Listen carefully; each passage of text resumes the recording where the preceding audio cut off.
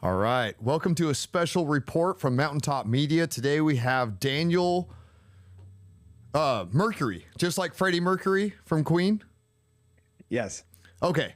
What a pleasure to have you on here. You're running for governor of California.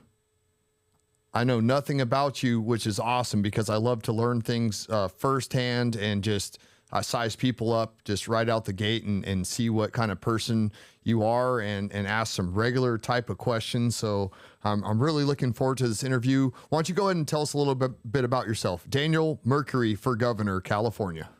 Yes. Well, just as you said, thank you for introducing me and allowing me to talk to your audience.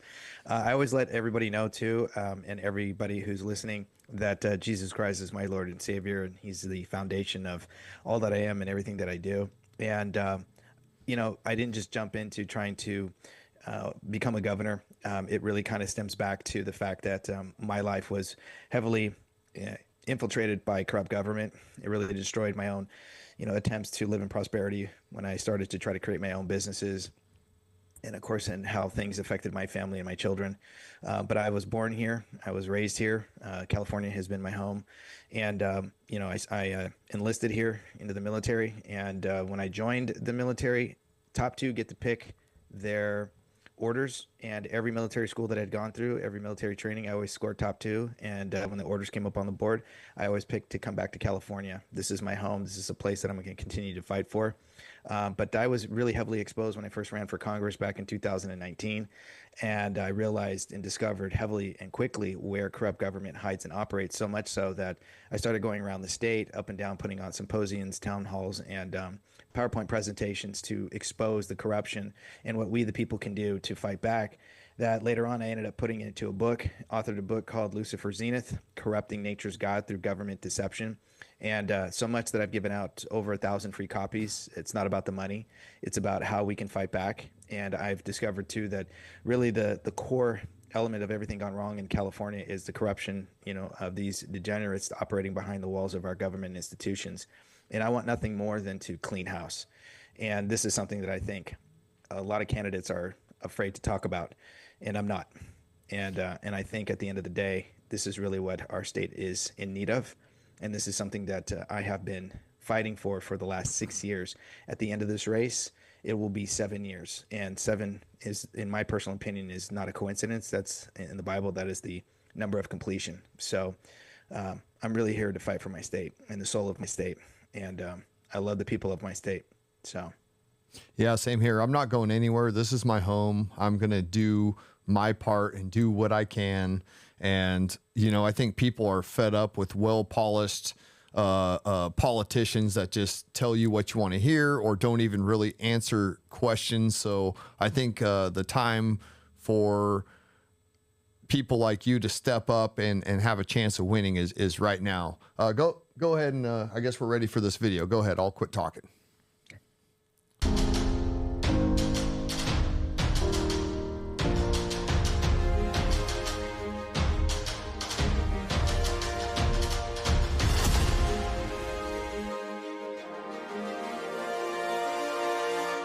My name is Daniel Mercury. As the next governor of California come 2026, I intend to clean house. I served my country honorably as a Black Knight in the United States Navy. I stand for the Constitution, the Second Amendment, the protection of our children, and I only kneel for God.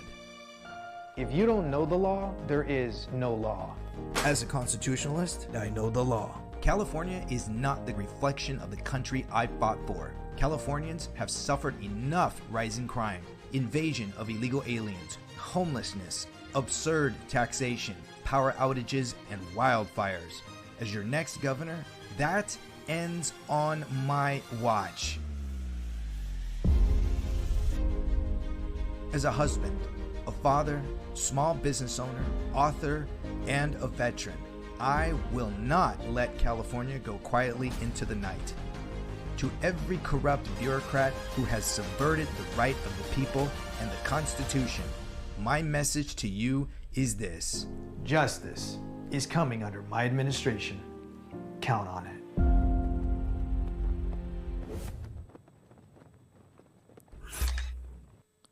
Yeah, that's That's epic, and that's great that you have the skill set to put out high quality production videos, because it's impossible. California's huge. There's millions of people here. It's kind of hard to get, and there's nothing better than meeting somebody in person. But we live in a world now where it is important to be able to get your message out and have high quality videos and stuff like that. That was really good. I really like the cover page. I just got to bring it up because, like I said, I don't know much about you, but I was like, I knew I was going to like you because it says Daniel Mercuri for government, starve the government, feed the people. Prison is the solution for corrupt government representatives. Nothing less will do. I really like that. That's a very strong message. It's not watered down. I can tell that with a message like that, you're not afraid to tell the truth and worry about what somebody's going to, because there's no way to please all the people. And when you stand up for what you believe in, you're going to be attacked. People are going to attack your family. They're going to attack your businesses. They're going to character assassinate you. Yeah. So a lot of usually evil people or greedy people or bad people want in positions of power to benefit themselves and gain control because they're power hungry. But when good people step up to do this, I mean, obviously, if you give all the credit to Jesus, then you get a benefit that way. But it can make life a little more difficult if you're a good person trying to expose corruption. No, and that's one of the biggest things that I realized was why was everything falling on deaf ears? You know, it really kind of dawned on me. I didn't get why I would go to board of supervisor meetings or city council meetings. And I've been to countless, you know, up and down the state of California. You know, a lot of people are like, oh, how come I don't see you? I am there. I just, a lot of times, you know, I'll go incognito wearing a hat or, you know, glasses or something, just because, again, I'm there to try to hear about what is going on in that county or in that city, and really learn about the degeneracy that's occurring in those towns. And it would just blow my mind when I would just hear these parents, you know, screaming at their school boards or, just irate over, you know, city council members passing these egregious bills that would infringe upon or subvert, you know, the right and the will of the people. And I just didn't understand why everything was falling on deaf ears. It didn't make sense to me. So I just went down a rabbit hole to try to find the answers, just like anybody else. Why were they getting away with it? And how is it that they could do this without any consequences? It didn't make sense to me why we didn't see, or anybody wasn't performing any investigations. We didn't see any indictments. Nobody's going to, you know, getting prosecuted. We don't see anybody going to jail. What am I missing here? And so I spent the last, you know, few years digging into the laws, started looking into, you know, vested authorities, whether it was the judicial, the legislative, or the executive. I just didn't understand how they could do what they were doing. And then that's when I started realizing that there's so much more involved. There's so much more corruption that really starts at the early helms of when a candidate starts running for office. So much so that, you know, if you'll allow me, it's one of my greatest exposures was how is it that a candidate who maybe potentially gets into office suddenly does a 180, right? Everybody loves this person. They seem so great. And then they come out, you know, maybe a couple months later when they get elected and they suddenly do a 180 on everybody. What happened? What did we miss? I don't understand this. Well, I was running for Congress in the 25th district at the time. I started getting all kinds of letters in the mail and all these packets in the mail from super PACs and lobbyists and unions and you name it. And it was interesting with some of these packets would have a list of things a litany of things that they would just describe as how they would be supportive. But down at the bottom, it said that if they supported me or they endorsed me, I have to take their money. And it was written in so many different ways. I thought that was really peculiar. I was like, wait a second, why do I have to take your money? It was sort of a quid pro quo. And there were all these little codes down on the bottom that I didn't quite understand. And that sort of let me down the path of looking at the laws and understanding case law and really kind of ensuring that, wait, if I'm going to sign a document for your support and I have to take your money, how does this bind me? And when you look at the codes basically stipulate that if a candidate signs these agreements, that they cannot do, say, or enact anything that would be contradictory or counterintuitive to that group, that super PAC, that lobbyist, that union, that corporation, right? So then when they get into office, if they get into office, they then are stuck. They're bound by contract. So it's an exploitation of the contract clause in the United States Constitution under Article 1, Section 10. So it basically says that paraphrasing, that the states cannot come up with the law to prevent the obligation of a contract. That means the right to contract is not limited, and it can be completely unconstitutional in so many different ways. The courts are going to take the Constitution and throw it out. That contract has to be fulfilled. So your legislator or your new representative can't do things that they swore that they were going to do verbally, because in the contract it might affect some sort of lobbyist or union or super PAC. So now they're stuck. Now they got to go out there and they got to turn around. They got to be a liar. And one of the issues is that they called me, a number of these groups, and said, did you get our PAC? And I said, of course. And they would say, could you use $50,000? Well, of course. What candidate can't use $50,000? And when I was, listening to them, they said, don't worry about that. We have 2,500 members. Well, each of our members can give you, the max donation. And at that time, for certain groups, they could give individually up to $2,500. Well, now multiply $2,500 by 2,500 people plus $50,000. You're looking anywhere from $650,000 to $675,000. And the biggest catch was, we'll teach you how to keep it. And the way they do that is, candidates can only do one or two things with the money after the race. So it behooves a candidate to raise, say, $1 million, and there's $500,000 left over. The candidate can't keep that money. Under the FPPC here in California and the FEC, you can donate it back to everybody who gave you money in a percentage of what you used and what's left over, or you can give it to your party preference, which is key. So if you're a Republican, you give it to the Republican Party, and usually it goes to the GOP. But the problem is that doesn't always happen. So what they'll do is the candidate who did all the work wants a portion of that money. So what they'll do is they'll create a nonprofit organization, or they'll point out a nonprofit charitable organization, and then they will put themselves on an advisory member, and then they'll cycle that money back to themselves per the contract that says, I got $500K. I'm going to give this $500,000 left over to this nonprofit. The nonprofit can keep 100,000 or so, and then they will cycle the rest of the money to the that board member, who now can be paid whatever they want because, well, that's lawful, right? But it's not ethical. And this is why you get a lot of perennial candidates where they run consistently, but they never get into office, but they know how to raise a lot of money, like John Cox. That guy has been running since before I was born, and yet he always comes out of the woodworks, raises a bunch of money, and then he disappears. So, let me just ask a question. So what I'm getting out of, and I understand how that works, but what getting down to the bone of it is it, from what I understand, it seems like there's candidates that are running to take away votes, possibly to prevent other people from getting elected, possibly. And what they get out of it is they get a bunch of money out of it. So they're basically running to keep good people from getting into office. Yes, this is why I preach that, unfortunately, there's a lot of wonderful delegates, GOP at the grassroots level, that are really true conservatives that are trying to fight the upper echelons of the GOP from, being this big money-making machine. And so really they want candidates that have the ability or to garner attention or garner attention that can raise funds, because, well, this is how they pay themselves, right? So you got the president of the chair who, has to make a living. And so how do they get more money? They get it from the candidates. So it's a quid pro quo where they tell the candidates, if you can raise so much money and you donate it to us, or you run it through a charitable organization of our choosing, we'll give you the endorsement. So then what they do is they isolate candidates from being mentioned on mainstream media like Fox or whatever, CNN, because there's an agreement. But this is why a lot of people say, well, a candidate has to have, a lot of media time. But that's the problem, though, is everybody is sort of being an automaton and not doing their research, when all you need to do is go on the Secretary of State website, and there's a list of all the candidates who made their statements and all those who have gotten their EIN so that they can actually officially open up a bank account and start raising donations for their campaign.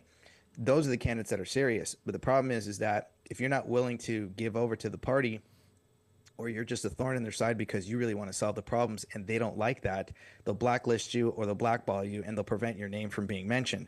This is why we only hear about one or two candidates on Fox. But the problem is people don't know what else to do because they haven't gone outside the traditional playbook, which never works, right? So it becomes the party who's paid to lose. Yeah, and they go beyond just not giving attention to specific candidates. They actually go to character assassination. Even I believe it was 2008 last time Ron Paul ran. So I was a huge I'm still a Ron Paul supporter. I really like Ron Paul. But aside from that, the establishment obviously didn't like Ron Paul. He actually gave, it was at a debate, and he said something and the crowd went wild, standing ovation. Fox News played that clip hundreds of times with Ron Paul getting booed. They put audio instead of showing the crowd cheering him. They showed him saying something, just like a little snippet of him saying something, and the crowd just hating him, right? When it was the complete opposite. Well, they actually had to retract that and say, oh, we mixed up the audio, but so they can say it 100 or 200 or 300 times and play that video. And then they come out once and say, well, and 99% of the people probably don't even see the correction. No. Yeah, the damage is already done, and they do this on purpose. This is why the GOP was staunchly upset with me during the recall, during the 2021 recall against Gavin Newsom, because I held my own debate. And, I went on AM 590, The Answer, and, with Jennifer Horn, and we were talking about why I was doing this is because I wanted to create a debate where all the candidates had a stake in the questions. And I set it up in a way where all the candidates and their campaigns would go out and maybe return back 3 top questions that they felt were hugely important, that they felt like needed to be addressed. And everybody was going to see who submitted what. So it was full transparency. And then that was going to be publicized. So, the radio stations, they thought this was a brilliant idea. And I got a phone call from, the GOP up north that said, you don't do that, we do that. And so they thought, you've got the gumption to do it. They wanted me to acquiesce in some of the fundraisers where some of the other candidates like John Cox, Kevin Faulconer, Doug Osee, Caitlyn Jenner, they were all sort of coalescing, and trying to raise money. But it really wasn't about who was going to be the front runner. It was more about just how much money they could raise.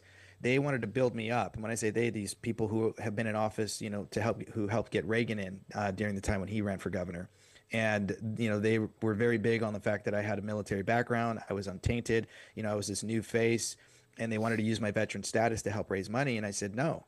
I said, you're not going to do that. And I'm not here to, raise money. I'm not interested in being bought out. I'm interested in fixing the issues. And it became a problem because, they tried to blacklist me in a way where it was like, well, Daniel just wants to arrest everybody.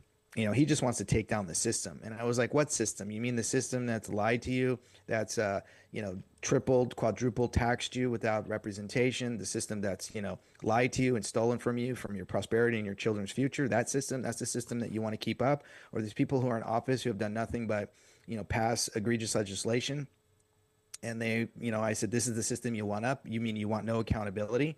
And they didn't like that I kept fighting back. So it became, one of the meetings became very vulgar with one of the representatives who just became this big, colorful language storm of foulness that I was never going to get anywhere. And now I've become a thorn in their side because now I've been all over the state.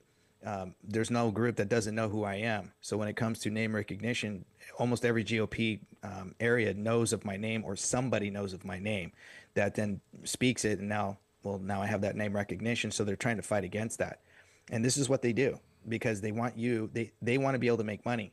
So the Democrats take their money and they blanket the landscape in such a way that they ensure that their new candidates are well funded or at least mentioned, and they fund their campaigns. So, they're in unison with each other, but so much so that they'll also eat their own. Whereas when it comes to the GOP, they don't really divvy up that money to the candidates, which is what they're supposed to do with P2P or mailouts and information and phone calls.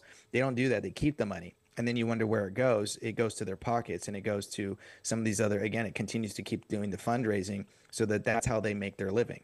It goes wherever they want it to, right? Whatever they vote on. And then so I get phone calls now where some of these GOP members are telling me, stop talking, stop saying what you're doing, stop going on these shows. You're preventing us from raising funds. So much so that I kind of ruined it for a particular candidate that's running right now. And their campaign called me and they said, you've really upset, some of the other fundraisers that didn't know some of this negative red flag information on this candidate. So they're bouncing, but you need to watch your back. So I get this all the time, and you just don't hear about it. Yeah, let's just keep going down the road we are, and then everything will, like, I used to like to go to San Francisco. I used to like to go to everything is not okay. everything is going to crap. Okay. I was born in California. I've seen it happen right here in Shasta County. A lot the cities are, I would say, even have accelerated their degeneracy. We're in debt, like massive debt. I mean, we're okay. The answer to that is tax the people more. The people who pull all the weight, they just move. All these people that they're done. They're done pulling all the weight for everybody else. And then we're just offering freebies for people that, I mean, there's some people that can make more money not working than working. Yes. I mean, what kind Yes. of incentive is that to do great, to work hard? Oh, I'm going to work 16-hour freaking days, and then you pay so much taxes. And then when they overtax you, they give you a fee. And then if you can't make your property tax, you lose your house. You got to pay. I pay $500 a month, a year on my truck registration. It's a 20-year-old truck. Yeah, no, my property tax just went up as well. You know, it's the problem is that a lot of people don't understand how we're being attacked in a way that things keep happening. And that is because our legislative body likes to change the language to change perception so that they can pass repugnant legislation. And when you don't understand the subtleties in the language, you know, some of the examples that I tell people is, they don't call it, somebody who is an illegal alien, they're, non-document U.S. citizens. You see how that changes your perception about what they're trying to get you to think. How to change that about perception. a minor attracted person? Right? MAPS. So instead of calling them a pedophile, and they call them minor attracted persons, right? So again, it's this language barrier, right? They don't call it a prison or a jail, right? It's a correctional facility, right? So it's all these little subtleties that they try to change. What that does is it disrupts linguistical canons, right? Same with pronouns, because the courts and our laws adhere to the meaning and the word of a phrase at the time that it was first adopted for maximum context. And so when you disrupt linguistical canons, well, now you can start having a field day with the laws. So when the things are sent to a judiciary committee, they want to make sure that things are supposed to be in agreement. The problem is that they're not. And they're purposely changing the legal language. And this is what lawyers do. So a lot of times your representative isn't actually writing the bills. It's a lobbyist or it's the corporation that hands over what's called a model bill. And the model bill was discovered, I think, in 2019 with both the federal and the state, especially here in California, where it became a plug and play sort of bill. Yeah, it's erroneous, and a lot of these are very long. Some of them are short, but there's a subtlety to the pattern of how the bills are written, where they just kind of shift and move some of the words around to fit the narrative when it comes to passing egregious legislation. So it looks lawful on the surface. But if you go back to some of the courts, some of the court rulings, my favorite one that I always bring up is 1956, I think it was U.S. versus Minker. And the judge actually in the transcript, when you read it, he actually says that what appears to be lawful on the surface, people are cunningly coerced into waiving their rights. So basically due to ignorance. And so the courts are telling you, they know you're ignorant. They know you don't know any better. And they know that you waive your rights all the time because, well, you have no clue how it all functions. So this is why when I go around to, town halls or I get invited to meet and greets, the first question I ask everybody is, who here has read the California State Constitution? I might be in a room of anywhere from 50 to 500. And I'll tell you right now, there's always maybe one person that will raise their hand. And that's it. And I said, see, that's why they're getting away with what they're doing. If you don't know the law, there is no law. And if you don't know your rights, you have no rights. It's really that simple. And when you read their legislation and you stick to the Constitution, well, the Constitution is the definition to the limitation of powers. That's all their one job to do is written in the Declaration of Independence. What's that? To secure the rights of the people. That's it. It says that governments are instituted among men to secure the rights of the people. Which rights? Not civil rights. Civil rights are immunity and privileges that are given out by the government under eligibility and through the exploitation of the contract clause. We're fighting for, and what I'm fighting for, is unalienable rights. Unalienable rights are endowments by God, which can't be bought, sold, transferred, given away. So we're fighting for the wrong kind of rights. And so there's two dubious jurisdictions, which is one is under the corporation and the other one is under common law. And that's what the country was founded on, was common law. If you don't know these things, then you don't know how to have one foot in and one foot out, and you don't understand why they're getting away with what they're doing. And so it really just goes down a rabbit hole when you look at property taxes and water and agriculture and the homelessness and the amount of money that they profit off of the homeless. I mean, it's exorbitant, but they do it on purpose because, again, it's a way for them to continue to funnel money or launder money, right? We had a $70 billion surplus here in California. And now under Gavin Newsom, we have a $30 billion deficit, right? So it's like, where did all this money go? It's rhetorical. We know where it went. It's just nobody's performing the investigations. We have state controllers who aren't doing their job. And even if they are, they're not gonna go against Gavin.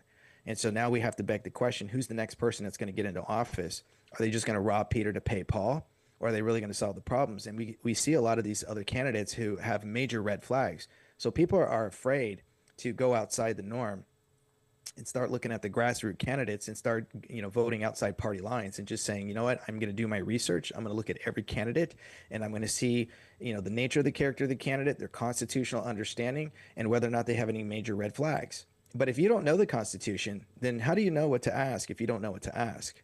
And this is really the problem that I see when I go up and down the state. Yeah, admiralty, jurisdiction, common law, those are a lot of people don't understand. And a lot of people don't stand up for their rights, even if you don't understand that deep into it. It's just a matter of exercising your right and just understanding basic things like, I had a run in with a game warden, right? And we were fishing on a boat. We all had our fishing licenses. And I'm total pro law enforcement, but I'm also pro Constitution. I believe I stand up for my rights. Well, the guy came up, hey, you got your fishing licenses? Yeah, here you go. And he came, and then he grabbed one of our backpacks, starts opening up. And I said, hey, I go, what are you doing here? And he goes, well, I'm going through your stuff. And I go, what gives you the authority to confiscate our property and go through it? You have no probable cause. You haven't asked us permission. And he goes, I'll rip this whole damn boat apart if I want. And I said, hey, man, I go, check this out. I go, when you assumed your position, did you swear an oath to the Constitution? And he goes, yeah, I did. And I go, so what's the Fourth Amendment? And he goes, well, the protection against unreasonable search and seizure. And then we talked for like a half hour, had a great conversation. He put the backpack down and we talked, and there's nothing in the backpack. It was just the fact that like, you have to know this stuff or it's just, they're going to run right over you. You get ran over. So I was looking at Gavin Newsom. It looks like he signed 1,017 bills in 2024. Yep. Do we really need 1,017 more? Like, what the heck is going on? Like, No, how many? it's How funny many? that you bring that up because that's actually one of my points that I actually talk about is our legislative body drafts between 2,000 and 500 5,000 bills a year, right? So 2,000 to 5,000, and on average, 1,000 of those get signed into law every year. That is not to the benefit of the people of the state. The point of government is to ensure that there are more liberties, not less. They're not there to infringe upon prosperity, especially when it comes to taxation. Taxation is limited when you look at the Constitution, which is why under my administration, we're going to do away with the income tax, and we're going to push back against the 16th Amendment because it wasn't properly ratified. And when you look at the data, there's plenty of court cases. If you look at Bill Benson, who did the investigation, he was also in prison for his research. Or you look at his book, and it's actually 2 volumes of The Law That Never Was. When you start pushing back on this, it's a big problem for the government because it's already on record that it was invalid. And so then why are we paying? Because they defined income under 2 different jurisdictions, right? Because it was already defined under Abraham Lincoln, the First Continental Congress. There's already multiple court cases, even after the 1913 Act, the Federal Reserve. Even afterwards, they defined that as, income was labor, right? But then the IRS came in and said, that income is gains. Well, what's that? It's when money makes money. That's what the government can tax. So then why are they taking our income from our employer? It's because you signed a contract. What contract do you sign? The contract that says your 1099, your W-2, your W-4s, all those forms that you fill out, you're saying you're giving permission to the IRS to take it. But if you don't know how to operate with 1 foot in, 1 foot out, they're going to keep taking it, and you have to fulfill the agreement, right? So this is the thing that people don't understand. Government can only take from duties, imposts, and excises. That's it. And in a proportionment, the problem is that the state borrows from excise every year. So you wonder, how did we get a surplus? That's how they did it. But then they overspent. Well, where did it go? Right. So for all these pet projects, like the bullet train to nowhere, or Project Room Key to supposedly get the homeless off the street. $2 billion for masks we never got. Exactly. Right. So again, it's just a perpetual, problem that is laundering people's money for these future plans and land grabs and, the diminishing of the people. Here's something that I want to let your audience know. And a lot of people are afraid because we're hearing this right now, that, if certain bills are passed, the government's just not going to be able to sustain itself, right? We keep raising the debt ceiling. What's the point of having a debt ceiling if you keep raising it, right? It's pointless. And the interesting thing is people saying, well, the government's going to crash, won't be able to operate. I hate to break it to everybody, but again, you got to go back to the Declaration of Independence, right? That governments are instituted among men, deriving their just powers by the consent of the governed. So wait a second. That means that the Constitution ensures that the status of the people remain above government. That's my job if you elect me, is to ensure that I'm not your leader. I'm your servant. And we keep asking, why don't we have good leaders? It's because they're not supposed to be your leaders. They're supposed to be your servants. This is why we need to stop putting people in office who are pining to wear the crown of leadership instead of the shoes of servanthood. Is you're the leader. You are the sovereigns of the land, which makes you the king and the queens of this nation, not your servants. They're there to do the one job that I'd already mentioned, secure your rights. That's it. They are granted consent of the governed, which means in the Declaration of Independence, we have every right to throw off tyrannical regimes and institute new guards. So the government is irrelevant. It's a mute point. It should come down so that we can put in the right people who understand vested authorities, who understand the limitation of powers. It's not like, the market's suddenly going to stop. It's not like, people are going to stop farming and people are going to stop going to their business and, merchant and sales is going to stop. It's the wrong people who are in government are going to stop. And we, the people, are over government. So we should be taking it down so that we can institute new guards. That's written in the Declaration of Independence. That's why it's there. Our forefathers were genius. They were ahead of their time, but nobody studies this stuff. Yeah, I agree with everything you just said. I mean, spot on. And kudos to you for having the cojones to freaking step up. And I mean, I couldn't believe you just said abolish the income tax. I'm like, what the heck? I don't remember last time I heard a politician actually say that. I guess they got rid of some taxes on tips for waitresses and stuff, which I think is great. But I think we need some bold moves, like get rid of unconstitutional, unlawful things that we're born into it, though. I mean, I was born. What year were you born? 76. Yeah, so I was born in 78. We were kind of like the way I was raised was. I mean, it was just. You go to school, you get a job, you pay your taxes, and that's just what you do, but then you have to research history and go back and say, whoa. This was, I'm for consumer tax personally. I think that we could fund a limited government. We're way too bloated. And I kind of like the idea of a consumer tax. I think if you drive your vehicle a bunch, you can pay somewhat of a tax on that fuel that helps build the roads. And if you want to own a house, you should be able to own that without having to pay property tax. Because I don't know how you can own something if it gets taken away if you don't pay the taxes on it. But if you want to go over and take over all the real estate and buy, hundreds or thousands of houses to make money from that as a business, then you should have to pay taxes on that. Well, that's because, again, they want to run the state like a business. And this is one of the things that I'm staunchly against, is you don't want to run the state like a business because it gets around the laws of nature and of nature's God. And so, again, it puts us under a corporational jurisdiction, which is an inaccurate jurisdiction that we're not supposed to be functioning under. So then, we talk about how California is the fourth largest economy or fifth largest economy, depending on, who you're talking to. But that's the state. That isn't the people. That's the state garnering a certain amount of revenue. The problem is the state's not supposed to be generating revenue. They're only supposed to be generating enough money to function as a government when it comes to militia, emergency situations that come up like earthquakes and fires and so on.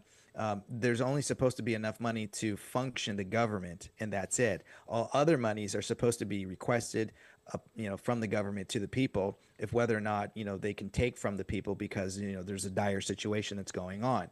That's really it. The government, that's why I talk about starving the government and feeding the people. That's one of my slogans, is because government is not supposed to incur a debt that the following 10 generations have to pay off. That's not how it works. And so you never want to run the state like a business because then, again, it also infringes upon our rights to operate under his law, meaning that, statutes, mandates, regulations, and policies cannot supersede the consent of the governed. It cannot supersede. You can't have consent by government or government by consent because it's superseding his law, which means the laws of God are written in the hearts of men. Our forefathers knew this when they drafted the Declaration of Independence and, of course, the Constitution, the Articles of Confederation. They knew this because they understood that there was a supreme being. And a lot of people say you got to separate the two, but that's not true. So when you run the state like a business, you get around the laws of nature, which is God. Well, when you look at the Declaration of Independence, God's mentioned 4 times, right? The creator, laws of nature, nature's God. You look at divine providence, and then, of course, the judge of the world. Well, who's the judge of the world, right? You got to read your Bible. And I think it's in Acts 17:30, where it says that Jesus is appointed as the judge of the world because he defeated death, and that he will judge both the living and the dead, right? I'm paraphrasing here. So that the only religion that mentions any God being the judge of the world is Jesus, and that's Christianity. That's the Holy Bible. So now we know who our forefathers were talking about. You can't have a corporation run over common law, and because then it allows them to grant themselves more charge and then continue to run the state like a business to generate revenue for government needs, not the people. So everybody is in this mindset that, well, government has to fix the problem. No, government is the problem. And you're supposed to be living in prosperity with small government so that we can be a more self-governed society, which is where the open and fair and free market come into play. But lobbyists like to come in and they want to draft their bills, hand that model bill to your representative to steer the market, the open market, to go in a direction that it shouldn't be going in, right? This is why we're being told to go green. Why? We don't need to go green. We have a lot of natural resources right now that we need to, start back up again. They closed up all our refineries. They're, preventing us from, building, other natural barriers that we already have when it comes to our water and our agriculture. They're dumping, 20 metric tons daily out into the ocean. There's a lot of technologies that are out there, but they don't want you to build them because, again, we got to go green. We got to make sure we're protecting the environment. Like, this is all nonsense. It steers the market to go in a particular direction that most people don't care to go in. That's not how it functions. Government has no authority to do that, and yet they do. So again, you have to know the Constitution, right? There's, I think, 17, 18 listed authoritative powers. When you steer the market to go in a direction, that is controlling the behavior of the people. When they told us to mask up, stand 6 feet apart, that is controlling the behavior of the people. Government was not yet granted that authority to control the behavior of the people. So this is how running the state like a business does just that. Forces you to be an employee of the state through your taxes. And then when they draft that bill through a model bill, well, now we have to make good on that SBAB bill, irrelevant if it's made in bad faith, and then we have to pay up. We have to pony up on whatever it is and whatever debt agreement that they made behind closed doors with these accords and these corporations. This is why I'm staunchly against this. It's time to free the people. And I tell people I'm not here to be a governor for the government. I'm here to be a governor for the people, the people's governor. Yeah, there's been this illusion and indoctrination that the government is here to make sure everybody's welfare is okay, to make sure that your children basically are the parents of your children and these types of things. And there is no perfect system. The world is not perfect. There's no perfect system, but collectivism has never worked ever in history. And what's the definition of crazy? Doing the same. Look at how collectivism works in the big cities. It doesn't work. The government is never going to take care of you. Do they dangle a carrot here and give some stuff out here and there, and some people get freebies, but a lot of people are taking advantage of that system, and it's not helping them because you're not teaching someone how to fish. You're just giving them. Well, anyway. What you're talking about too is this equity-based environment that government is trying to create that's really based in Marxism, right? They want everything to be an equity environment, or they try to use the word equality. The problem is that government cannot provide equality. They can provide equal opportunity. What you do with that opportunity is entirely up to you. And when you try to shift the language around to an equity-based environment, well, now we're dealing in Marxism, where you take from some people who have more and you give to others. Like, billionaires and millionaires, should be paying their fair share. They are paying their fair share. But now we're punishing them and we're penalizing them for becoming wealthy. Well, that's part of capitalism. They have every right to do that. And the point of government is to ensure that everybody can take their what is inviolable, meaning their income, their prosperity, and what they save, and reinvest it into themselves. Reinvesting into yourselves, reinvest into your environment, your community. Whether you become an entrepreneur, you wake up one day and you realize there's a need in the market. Government is supposed to ensure and facilitate your ability to prosper, not take from you because, well, they want to get bloated and they feel like they need to create a state agency, right? And so when the government creates new sorts of agencies or creates new methods and stuff when it comes to their desire to generate more revenue, well, now they've got to create a new commission board, and they have to then pay an overhead. And where does that money come from? It comes from everybody else who's not part of the government. And then they draft it into a legislation, and it forces us again to have to meet on that profit margin. This is not how it's supposed to work. Yeah, and if they let us keep our own money, we would help people. If they didn't take so much from us, and this whole idea of the rich people, well, when they talk about the 1%ers or whatever, the 1%, that's a bunch of garbage. It's not the people who work 16-hour, 12-hour days or work their whole life and put all their passion and went to school or just right into the private sector or whatever they did to achieve greatness. I remember when Obama says, oh, you got a business? You didn't build that. Someone else did it.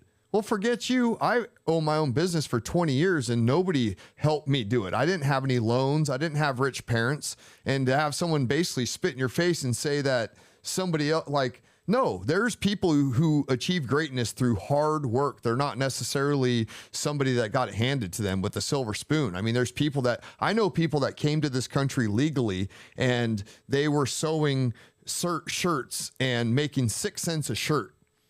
And now 40 years later, they're very successful, own businesses, and they came from nothing. And I'm not going to tell that person they didn't do it because I know they worked their butt off for it.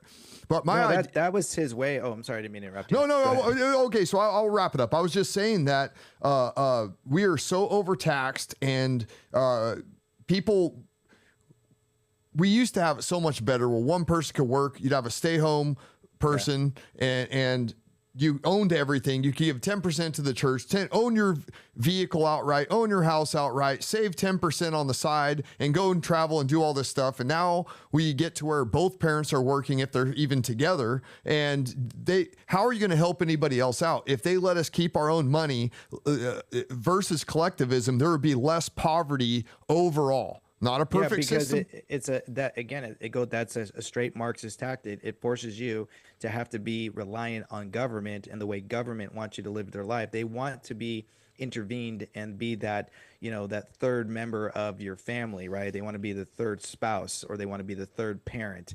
But that is not their authority. They weren't granted that. But when people don't understand this, then they wonder why they are able to pass these bills, why they're giving schools the appropriation to sign off for a student that maybe only has a single parent, or if a parent isn't present, then the school will take over and do whatever they need to do because, well, they drafted the bill and it's law now. People are under the fallacy of thinking that just because the legislative body passes a bill, it's now a law. No, some laws are egregious to the supreme law of the land. They're not harmonious. They're illegal, and they're falsely operating under the color of law. You just have to understand this. And so when it does come to our own prosperity, it belongs to the people. And when that happens, then you become no longer reliant on government.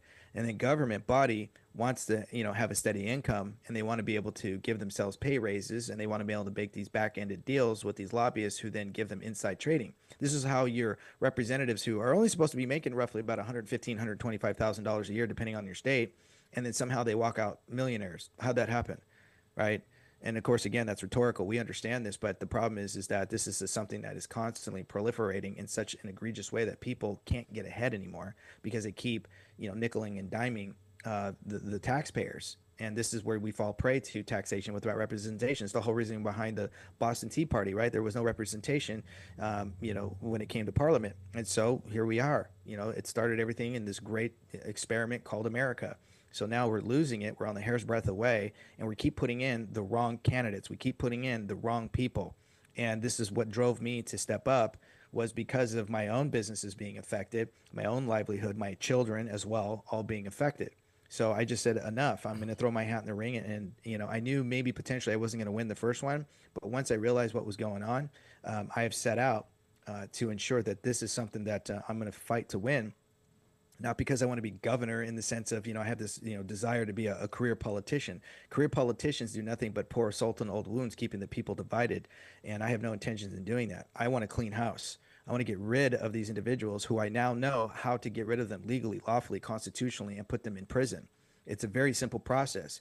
But if you don't know this, like I've discovered here, everybody here in the state of California is operating under a dubious oath of office, and yet nobody knows this. Well, I took this information to some of the top lawyers in the state of California, and the only thing they told me was, Daniel, you're looking to shut down the government. They're not going to let you. Oh, you mean my evidence is fact? My evidence is real? You mean I actually have an argument in case here? Yes, I do. And they said, you don't want to present this. And I said, well, I'm going to present it, and I'm going to keep presenting it.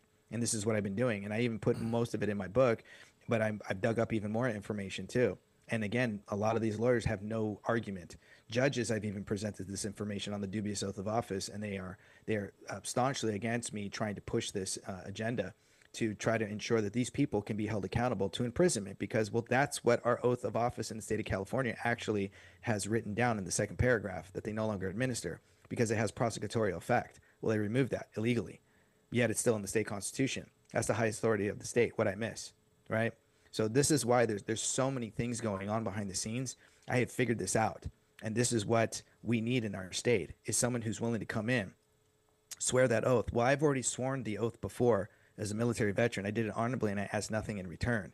And this is the whole reason why you swear that oath, because, our forefathers they didn't care for people who, had a bunch of accolades. I love it when I get the question as, well, what makes you qualified? Well, what makes you qualified to even ask me if I'm qualified when you don't even know your state constitution, right? And that shuts up a lot of people, because what people are asking is, your accolades. But, if our forefathers wanted that, they would have put that in the Constitution. They didn't. They wanted men and women who had the willingness and the fortitude to stand up in the face of adversity, no matter the cost, even at the expense of their own life. That's what we're supposed to have, and that's what we don't have. Yeah, absolutely. We the people have the power.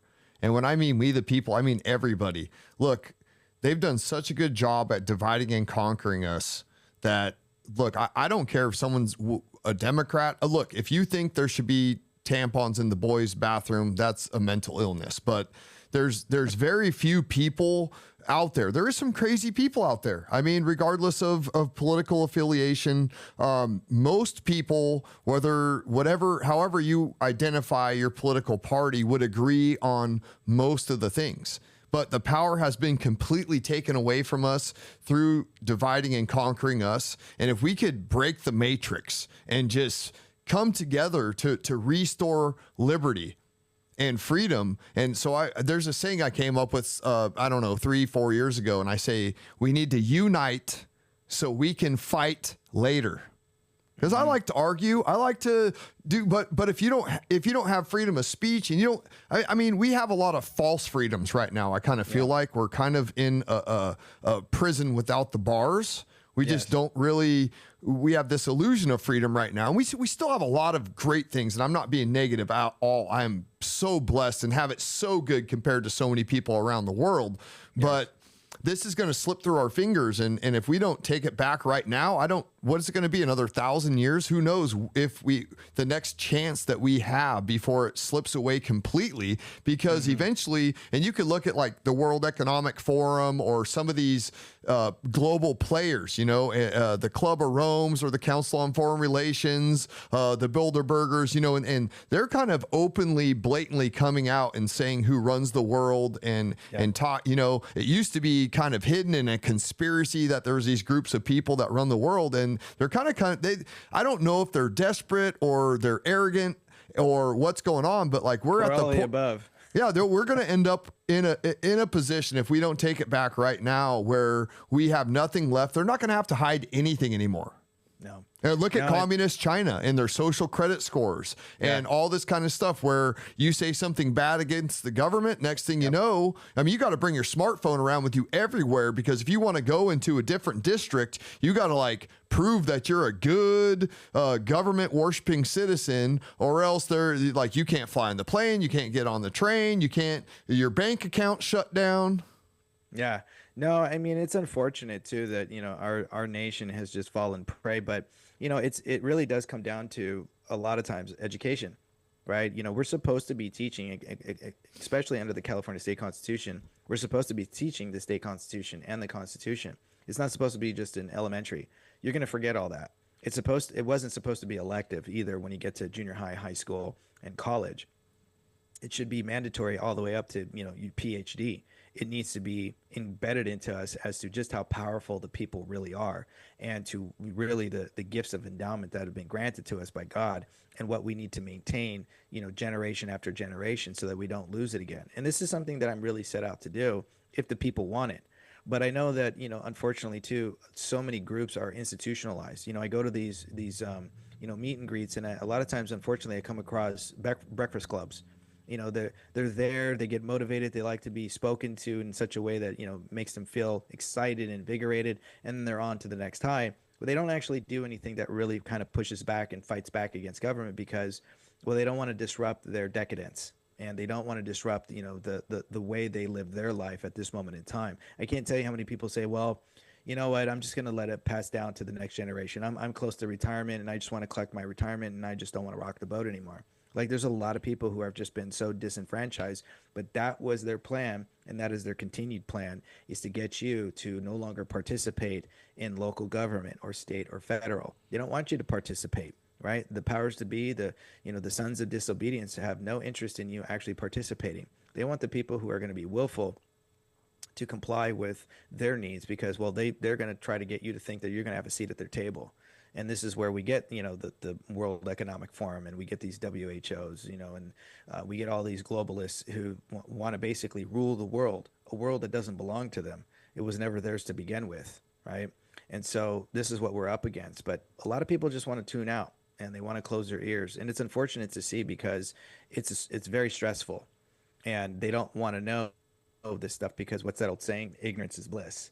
And this is unfortunately what I see. But there are also a lot of great people who are fighting back. They are stepping up to the plate. They are seeking information so that they know what they can do, not just to protect their own families, whether it's their kids with education, or they're really trying to get homelessness, off the street, or, they're trying to deal with, their own health issues, and they're having problems with healthcare. And, there's so many situations, especially in our state. I mean, it's a wide array, of what the culture is up north versus the culture down south, or out east and out west. I mean, it's completely different everywhere I go on what is priority. And you'll see the fight, and you'll also see that sort of that spark that's dying. They're holding on. They don't want to leave this beautiful state, but they also don't want to put up with the fact that, our beautiful country is eroded away with communism and socialism. And, it's putting a strain on everybody. There's another saying I say that I come up with these little things that I write down, and I say that you're going to run out of places to run to.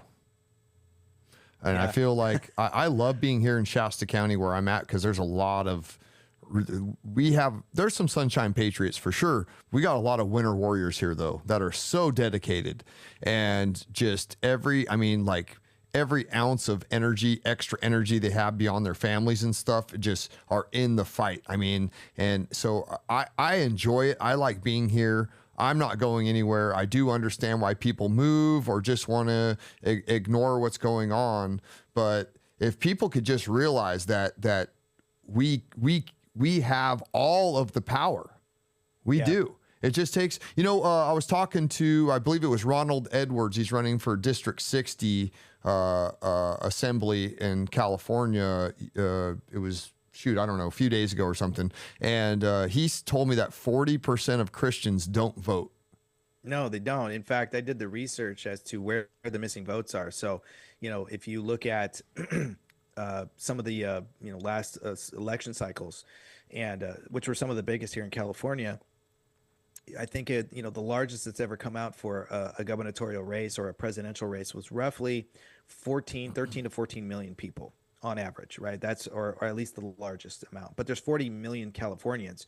Well, I had to do the research. Well, 10 million can't vote, meaning they're underage. They're under 18, or they're here on a work visa. They don't really have the ability to vote, but, they're counted in the census. And then, that leaves 30 million. Okay, so now you have roughly 13 million that come out and vote. Where's the other 17 million? So when I was doing the research, I wanted to find where are all the missing votes, who are the disenfranchised people. It took me about a year to really kind of figure it out, right? So which is part of my, what I'm doing to strategize with my, target with my campaign. I'm being very specific this time. Whereas before, I felt like I had to be everywhere, and that was a mess. Now I'm realizing, no, there's a key strategy, and I don't necessarily want to, focus on, Los Angeles, San Francisco, and San Diego. So where are those missing votes? So when I was doing the research, I realized I only could find 9.2, 9.3 million missing votes. So that still left a good chunk left over. And I thought to myself, okay, well, what are those missing votes? And I realized those are dead people. They're either dead people, or they're people who have moved out of state, or they're people who have gotten duplicates, or they're phantom names. So when you realize this, I realized, okay, so that helps to inflate the voter roll. So that way, those numbers can be used to cheat in particular counties using, certain machines. It's an ace up the sleeve. Yes, and this is why I realized, okay, when you make the comparison with, what the Secretary of State's voter roll is, and you do the research, you'll realize that's what it is. And this is why they say you can't investigate but maybe 1% of the machines per county. Well, that's nonsense. There's 5 different machines, so they keep everybody guessing. That has to be approved by the state. So when then there's a foul, and somebody cries, hey, listen, like it happened to me and a number of other gubernatorial candidates during the 2021 recall, a number of us were not on the voting machines. Our names were not present. And so that was a problem, because people were like, hey, my candidate, Daniel Mercuri, is not on here. I want to vote for him. And they said, well, unfortunately, there's nothing we can do about it, so you'll just have to pick another candidate. No, that's not how that works, because it violates the state constitution under Article 2.2. If I'm not mistaken, don't quote me on that, but it's in Article 2 under voting. And so that was a huge problem. But there was no public protocol as to what they were going to do if that situation arises. This is where the people come in at a local level to hold your county clerk registrar's feet to the fire and say, I want to know what you're going to do in the middle of an election when something goes awry and my vote's being counted, or a candidate's not there that I want to vote for. I need to be able to go to another precinct, or I want this, the machines to be shut down, and you're going to have to get engaged in hand counting and have something ready to go that day. And no one's doing this. No one's pushing back in that method. And this is what I've been trying to educate people on, to be able to be ready for this next election cycle. And so this is a huge problem, right? And this is what we're up against. Well, they could have wrote you in, but even if legally they can write you in, but at the same point, if you're not on the ballot, I mean, the chances of winning are almost zero. And we had, just to back up what you were saying, we had 3 machines, voting machines, in our registrar of voters county clerk office where people could go. Obviously, we have, I think it's around 68 or 63 different districts for voting, but a lot of people go down to the ROV. We had 3 machines there, and at the same place. Now, I don't know if liberals or conservatives, one goes to the right, one goes to the left because they're a Democrat, but we had 1 out of the 3 machines was like flip-flopped, like an inversion of the trends on the other 2 machines. And we're kind of like, well, how could this one machine be totally opposite of the trends that we saw, the people that voted that day? Because we collected all the tapes, if you know what I'm talking about. Yeah. Me and a bunch of people, we went around and collected all the data, because with the mail-in ballots, we have no way of that, but at least we can see the results of the people that actually voted in person, which is kind of, a lot of people go and drop their vote by mail ballot off at their location or at the ROV, and that goes into a box somewhere, which is actually still a vote by mail. Only if you surrender your ballot and then you fill out the other ballot. Now, you used to be, look, I'm not going to get into all that, but at least the people that voted correctly, that wanted to vote on the day, we got to see what those numbers were to run our own spreadsheets on and everything. But yeah, one machine was completely opposite of the other 2.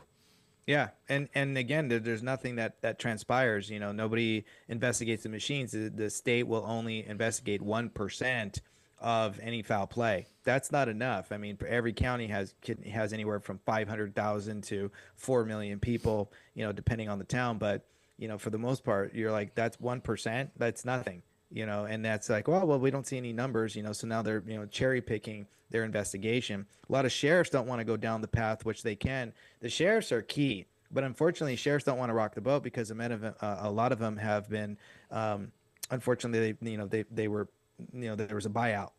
Well, let's So a be lot of honest. these, They're politicians. that's exactly it. They're not law I mean, there are enforcement. some really good ones. I'm not throwing them all in a category. You can't do that. No, but I mean, we can go down that path too. But if you think about it, right, they're not going to want to write themselves out of a job if they, these are the machines that got them into office. So why would they, put these machines, and stick them with a court ticket, and then they then take the machines and they would remove them, and that would force the county to have to go back to Hound County because, well, now they're under investigations, right? And so they don't want to rock that boat, especially if they've been, part of the buyout. Where this is why some of our sheriffs make anywhere from, $500,000 to $700,000 a year. That's more than the president of the United States, right? What's going on here? But when you look at our sheriffs, they're key to a lot of things. Because of the oddity to the Constitution, right? They're voted in by the people. They can't just be simply removed. But they have become policy enforcers and not law enforcers. They're supposed to be constitutionalists because, again, they are the sovereigns of the county. And they have it's one of the most powerful positions in all of the states because, again, only the people can remove them unless they've engaged in a crime that has caused injury to another person, right, or the rights of another person. So for every injury, there has to be an injured party for every crime, right? For every crime, there's an injured party. And so our sheriffs are key to this. But the problem is some of our sheriffs too in our state are part of the bar, which is a problem, because it's a double jurisdiction there as well, right? And plus, if you're a member of the bar, well, that's part of the British Accredited Registry, right? You can't be part of the ABA either, right? That's the American British Accredited Registry Association. So you're serving two jurisdictions there as well, right? You're either serving the Crown and court edicts, or you're serving the American law. You can't serve both. And so that's a problem when some of our sheriffs are part of the California bar. We have a lot of issues with this because it's a conflict of interest, and a lot of people don't know this. This is why, like you said, they're politicians. They're not actually law enforcers. And sheriffs are supposed to be the supreme law of the county. Yeah, they're the sovereigns of the county. But in California, from what I understand, technically they work for the governor. No, they don't. They report to the AG. Okay. And so, but that's again, but they report, but they don't actually work for the governor or the state. They work for the county. That's why the governor can't come in and just remove them unless, again, they've engaged in some sort of unlawful crime that caused damage and harm. Right. So they don't have to abide by anything that's egregious. In fact, this is why during the lockdown, there were a number of sheriffs that were like, we're not going to enforce this. They made a public statement to Gavin Newsom. They said these are unconstitutional laws. They are contradictory to the supreme law of the land. We're not going to enforce it. Have a nice Thanksgiving. And there was nothing Gavin Newsom could do. Why? Because his laws were unlawful orders. That's what a sheriff is there for. In fact, they're supposed to adhere. They're supposed to be a member associated to the board of supervisors in the county, that the sheriff has a representative on there to tell the board of supervisors, hey, listen, that's not something we're going to enforce. That goes against the state constitution, and it goes against the Constitution of the United States. Redraft that. We're not going to enforce it. That really is what they're there for. But they don't sit on the board. And then they wait for all the judiciary committees and, of course, other committees that kind of verify that, this is doable. We can pass this. But, when you look at, I think it was Measure A in Los Angeles, and there's a AB 1090 that's still kind of sitting on the floor. Well, that measure and Measure A that passed in Los Angeles said that the Board of Supervisors can remove a sheriff if they unfortunately check off a number of one of five reasons, and if they get a 4 to 5 vote, they can remove the sheriff. Right? No, that's not per the state constitution. State constitution says that they are voted in by the people, and they can only be removed by a recall or some sort of heinous criminal misconduct or crime. That's it. So how does a Measure A do that? It overrides and supersedes the California state constitution. They have to, if they want to change that, they have to have they have to make an amendment. They have to change that. That doesn't work like that. You can't just pass a measure. And so this is what they're doing, is because they were beta testing this. And so that's illegal. So again, if you don't know this, this is why Los Angeles got away with Measure A. It doesn't apply. In fact, Villanueva, before he lost his seat, he was like, yeah, that's not going to happen. Like, he even knew that too. And he was a Democrat. Now he's spouting out that, he's a Republican now. Again, they always like to shift wherever the wind goes when it comes to trying to retain their seats. But this is what we're up against. If you know this is how you can force your sheriffs to comply. If you know this, or you have to educate your sheriffs, because I'll tell you right now, sheriffs don't know the Constitution, and neither their deputies. I've been to plenty of town halls and symposiums that I put on, and there's deputies that are in there, and they don't know this. They are told to know policy, but policies cannot supersede the highest authority of the state. So why are they being taught policies? That's what a police officer is for, right? Because they adhere to the mayor, and at the pleasure of the mayor, so does the chief. But the sheriff is the highest authority of the state. They can kick out three-letter agencies if they're not functioning properly. And this is where we kind of get this pushback when some sheriffs are like, oh, I'm not going to, we cooperated ICE, but we can't because, sanctuary laws. No, you can't have a sanctuary law. In fact, every sheriff should say, this is a sanctuary law. It's not in good standing. It's in violation. We're not going to enforce it. We're going to cooperate with ICE. Sorry, that's how it works. But we don't. We get a lot of platitudes, and we get a lot of people who make excuses, especially at the sheriff's level, who say, this is, my hands are tied. So, basically they're picking and choosing when to enforce a law based off an emotional whim because it doesn't fit their narrative. It doesn't work like that. Wow. Well, thank you for educating me on that. Your deep knowledge of these subjects is impressive to me, because a lot of people don't know, especially the politicians don't know this kind of stuff. And so I guess if a sheriff wants to uphold the Constitution, nobody can stop him except for the people voting him out. Correct. And that's amazing. No, I mean, let's just look at let's look at this real quick, right? So we have illegal aliens that are in our state. And a lot of people say, well, that is especially a lot of sheriffs will say, well, that is a ICE, that is a federal jurisdiction. We here in the state do not take care of at the local level, street enforcement, immigration. We don't round them up. We don't deport them. We don't engage in street deportations. That's actually wrong. Why? Because you swear an oath. What's the oath say? That you will uphold and defend first, what word? The Constitution. So therefore they do, because they're part of the executive branch, they are required to uphold the Constitution. So if you look at Article 1, Section 8, Clause 4, that's the Uniform of Naturalization. Well, that's what Title 8, Section 13, 24, 25, and 26 are built off of when it comes to deportation of illegal aliens, which means that if they come here once, they're to be detained and repatriated. Done. That's it, right? Because they don't have access to the Constitution because they came here and they bypassed our designated points of entry. Well, if you're a sheriff and the federal government fails to perform their duties like the way Biden administration was, then the states take over. That's why you have the 9th and 10th Amendment. When either one of them fail, the other one takes over.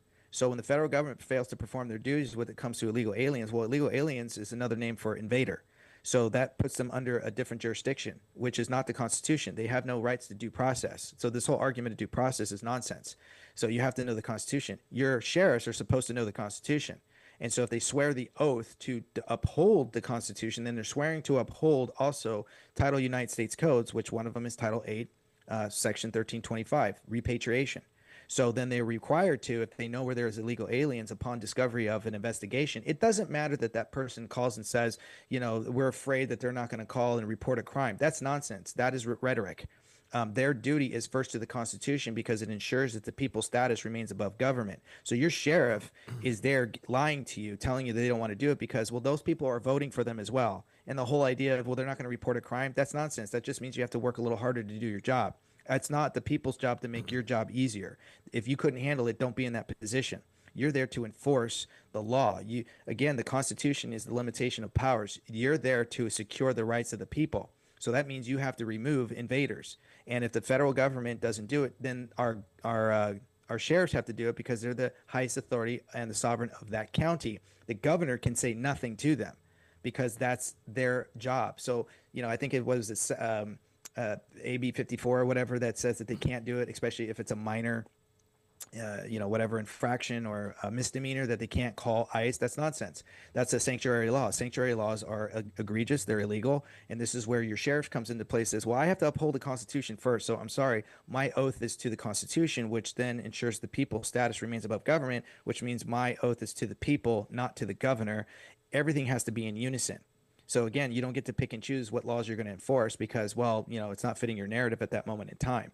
And this is why we know when a sheriff tells you these kinds of platitudes, you're being lied to, you're being gaslit, and they themselves then don't actually know the laws.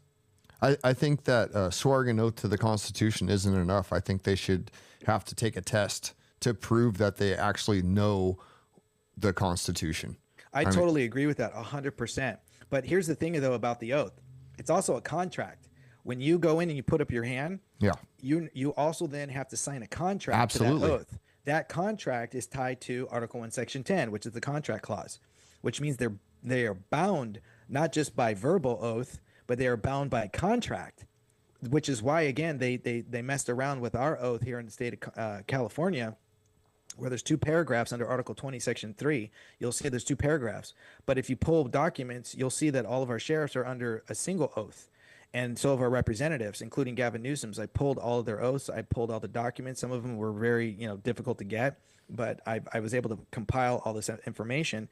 And then what they did was they codified it. Well, that's illegal. You can't take the highest authority of the land or the state and then reduce it to a code. It doesn't work like that, because then it's an exploitation of the contract, meaning that if only one paragraph is there that's filled with good fidelity, that's great.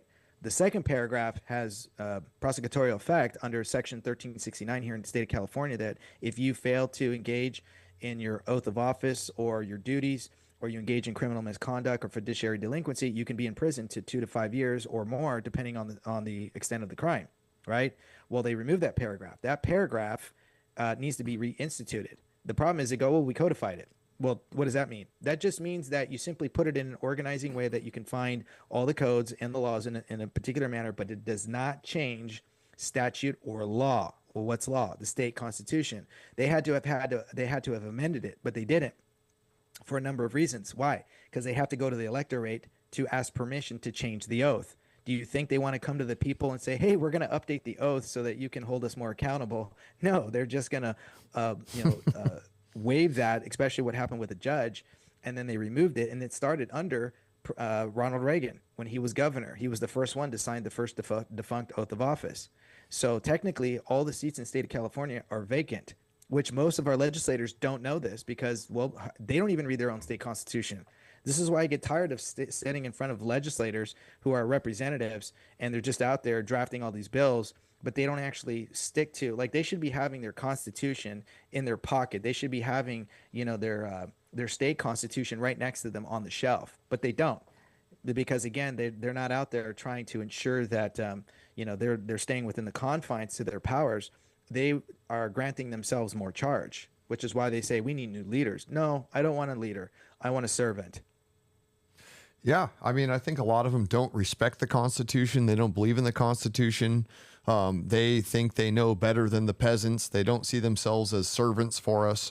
And we could talk for hours. We're running out of time, though, because I've done some really long interviews, and I've had people go, man, nobody watches a 2-hour plus interview, John. You got to quit. You shave these down.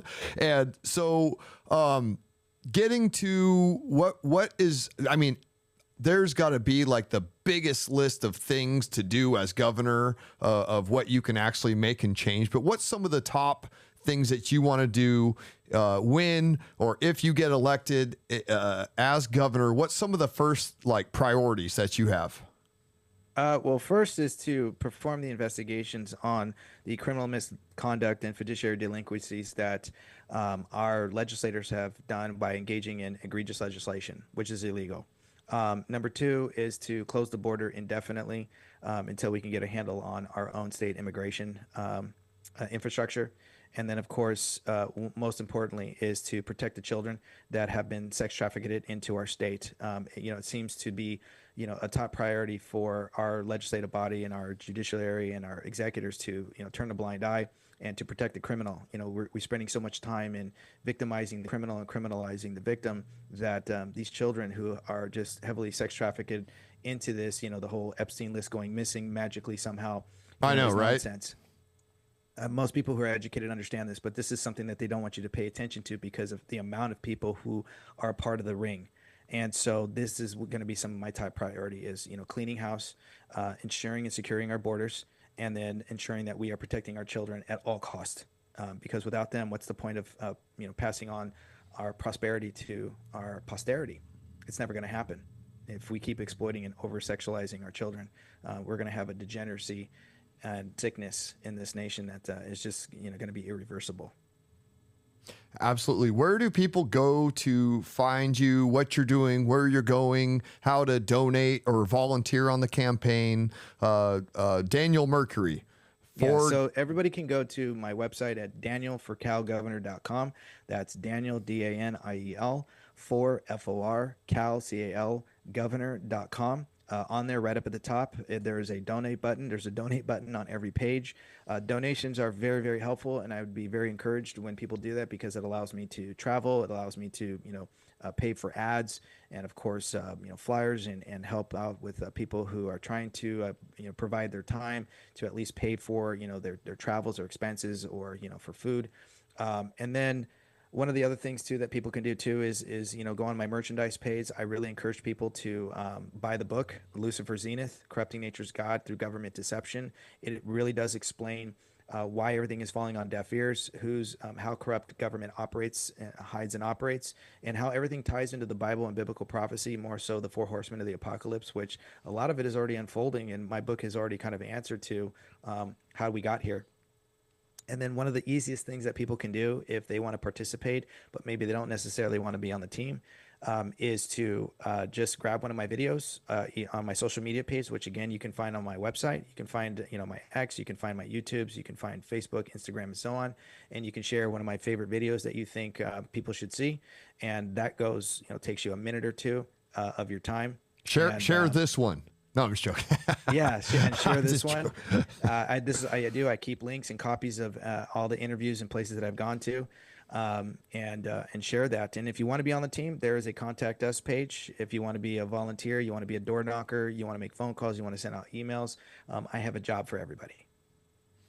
That's awesome. Well, I'd love, man, we would love to have you. If you're ever heading up north, we would love to set something up and work with you. Not we like me and but the community would love to have you up here. And I think meeting people in person, but if you're ever heading up north, I mean, even as far, we're only 2 hours north of Sacramento. And you would love the people here. There's so many patriots here. And man, I got to be honest, out of all the politicians I've ever talked to, you are more educated on the Constitution than any of them. Absolutely. So you're very well researched in that area, which is probably the most important thing you should be educated on if you're going to be in a position of power like governor of California or an elected official, period. Your job as a servant to the people. So thank you so much, Daniel Mercuri, for California Governor 2026. Thank you so much. And it was a pleasure to have you on and get to know you a little bit. Thank you. And thank you for having me.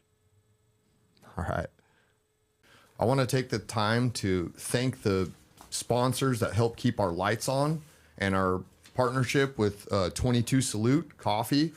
They have absolutely amazing coffee. Their bourbon is absolutely the best bourbon I've ever had. It helps keep the lights on here. If you go to Mountaintop Media and purchase, you save 10%, and the rest of the money goes towards helping first responders and veteran suicide prevention. So you're supporting a good cause, you're getting a good product, and you're helping us keep the lights on here, which we have no outside funding, no government funding, no NGO funding. So it really helps us. Jefferson State Diesel, absolutely the best place to take your diesel in. If you have a vehicle with a diesel, they're absolutely the best. Both owners are on site. They support the community. They always are supporting patriots. And there's absolutely nowhere else I would go to take my truck to get worked on and trust them to do a good job and never scam somebody. And they help us keep the lights on here. They're our number one first sponsor that really stepped up to the plate. I also want to take the time to give a shout out to Taylor Motors. They are an amazing family. If I was going to go and buy a new vehicle, absolutely, I would go nowhere else other than Taylor Motors. And they also sell used vehicles. So, and if you buy that, it's new to you. And they are actually, they're a top tier sponsor. They really stepped up to the plate. They're always going to fundraisers to support the right people. They're huge supporters of the right people in the community. And they have a lot of integrity, and the family's great. Also, Taylor Collision Center. Hopefully I don't get any accidents, or somebody just actually swiped my wife's vehicle the other day in the parking lot, and they just drove off. And it was a little ding. So I'm not necessarily, I don't know if we're going to take that in, but hopefully nobody bangs my truck up or her vehicle to where we have to take it in there. But if I did, I would absolutely take it to Taylor Collision Center. They have a lot of integrity, very good, honest people, and there's nowhere else I would take my vehicle. Thank you for watching, and support the other people in the community that support us.